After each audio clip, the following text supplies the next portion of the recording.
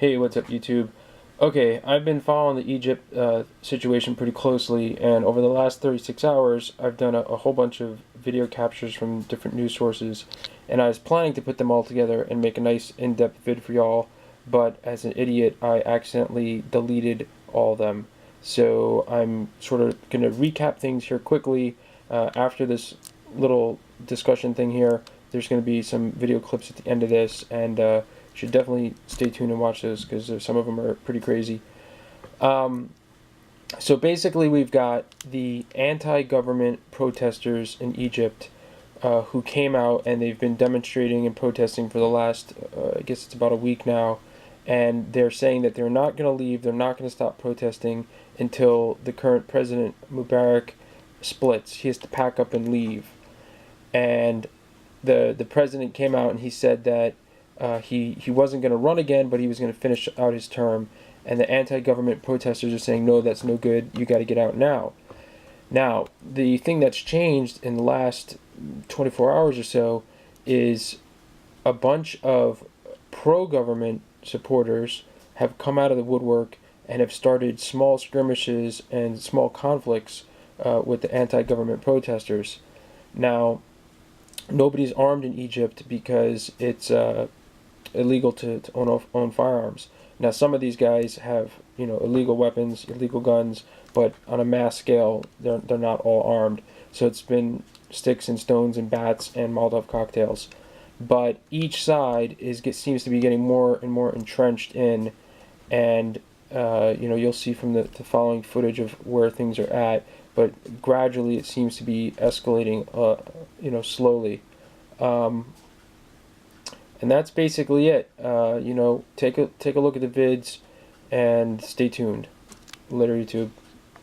Unhappy with Hosni Mubarak's refusal to quit now, the pro-democracy crowds in Tahrir Square continue their protest vigil. Government supporters massed to confront them. Suddenly, they charge the crowd, hurling stones and wielding sticks.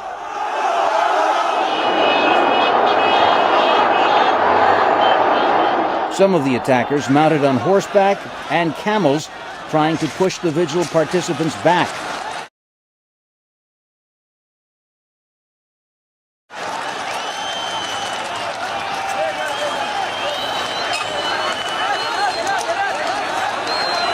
At least 6 of the riders were dragged off their mounts and beaten by the protesters. Where pro-democracy supporters and Mubarak supporters have engaged in hand-to-hand fighting and rock throwing. Well, fighting also broke out along the Qasr al-Nil bridge. It crosses the Nile into the square, and there have been clashes as well outside the Egyptian Museum, which is right on the square. Loud gunfire was heard in the area, and also here around the street called Sahel al-Ghalal. I'm right at the north end of Tahrir Square, at the border. That's Liberation Square, right? That's a long road leading to a smaller square where now the anti-government protesters have managed to make their way all the way up that road, which is where previously the pro-Mubarak supporters were standing off with them. They've now managed to cordon off a corner using steel barriers, which is right on the corner past the museum, facing a flyover. The pro-Mubarak supporters have retreated to the flyover. There are definitely less on that bridge than there were about an hour and a half ago, but still probably a couple of hundred. Both sides exchanging firebombs, Molotov cocktails. There's a couple of cars burning in the foreground. The anti-government protesters are banging on those steel barricades, chanting slogans for Mubarak to step down.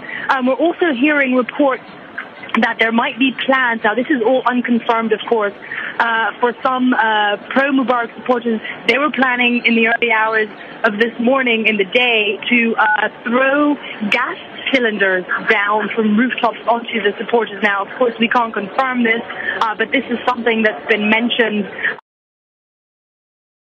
As night fell, the government side employed petrol bombs. In the sense that, this situation remains very tense. People are afraid of what's happening here, and really the army not doing anything to intervene. This is being played out without any form of state control or intervention. When these clashes that you're seeing erupted a couple of hours ago, there were 3 tank stations in exactly that location. And what they did was simply pull back and allow this to unfold without any kind of intervention whatsoever. Seen the thousands of pro-democracy demonstrators on the streets for more than a week now, but now the president's supporters have begun to make their presence felt in the country. And Jackie Rowland has been speaking to